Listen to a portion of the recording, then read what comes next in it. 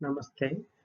ఈ వీడియోలో వివరించబోయే సెక్షన్లు 22 లేదా 23 మే 2024 రోజులలో తెలుగు పేపర్‌లో వచ్చిన వార్తల ఆధారంగా చేసుకొని వివరించబడినవి.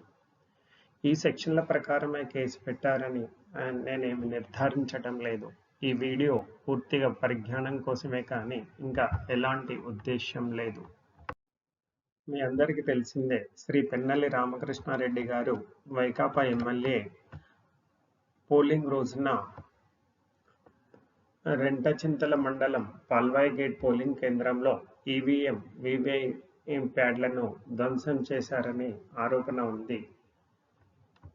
అందుకే అతనిపైన వివిధ సెక్షన్ల కింద కేసులు పెట్టారు అని పేపర్లో వచ్చింది. ఆ సెక్షన్లు ఏంటో ఈ వీడియోలో తెలుసుకుందాం. పెన్నెల్లి రామకృష్ణారెడ్డి గారి పైన ఐపీసీ ప్రకారం మరియు ఆర్పీ చట్టం ప్రకారము కేసులు పెట్టడం జరిగింది. మొదలు ఇండియన్ పీనల్ కోడ్లోని సెక్షన్ల కింద పెట్టిన కేసుల గురించి చూద్దాం. అందులో మొదటిది సెక్షన్ 143. 143 ఏమంటుందంటే, ఎవరైతే చట్ట వ్యతిరేకంగా సమావేశమైతే గనక వాళ్లకు 6 నెలల జైలు శిక్ష విధించబడుతుంది. ఇక్కడ చట్ట వ్యతిరేకంగా సమావేశం అవ్వడం అంటే ఏంటి అంటే, 5 లేదా అంతకు మించి కలిసి ఒక ప్రభుత్వోద్యోగి చేయవలసిన విధులకు ఆటంకం కలిగించడం కానీ, న్యాయపరమైన విధులను నిర్వర్తిస్తున్నప్పుడు ఆటంకం కలిగించడం కానీ, అనుమతి లేని చోటుకు వెళ్ళటం కానీ, దౌర్జన్యంగా ఎవరి ఆస్తినైనా వారు వాడుకోకుండా చేయడం కానీ చేస్తే దాన్ని చట్ట వ్యతిరేకంగా సమావేశం అవ్వడం అంటారు. దీనికి 6 నెలల వరకు జైలు శిక్ష పడుతుంది.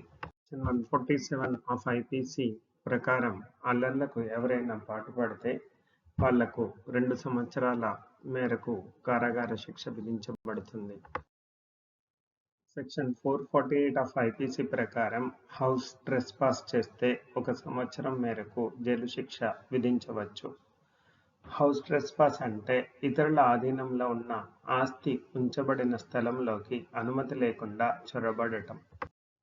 సెక్షన్ 353 ఆఫ్ ఐపీసీ ప్రకారం ఎవరైనా వ్యక్తి ప్రభుత్వోద్యోగిని తన విధి నిర్వర్తించకుండా దాడి చేస్తే అతనికి 2 సంవత్సరాల వరకు శిక్ష విధించవచ్చు.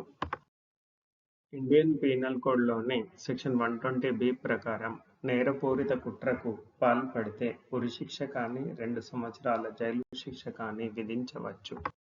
ఇప్పుడు the representation of the people act 1951లోని 2 సెక్షన్లను చూద్దాం. మొదటిది సెక్షన్ 131. ఈ సెక్షన్ ప్రకారం పోలింగ్ స్టేషన్ లోపల కానీ పరిసరాలలో కానీ అనుచితంగా ప్రవర్తిస్తే 3 నెలల వరకు జైలు శిక్ష విధించవచ్చు. ఇప్పుడు రెండవ సెక్షన్ చూద్దాం. అది 135.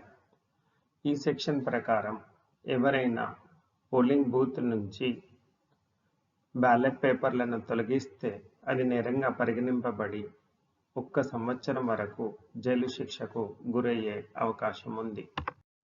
ధన్యవాదాలు.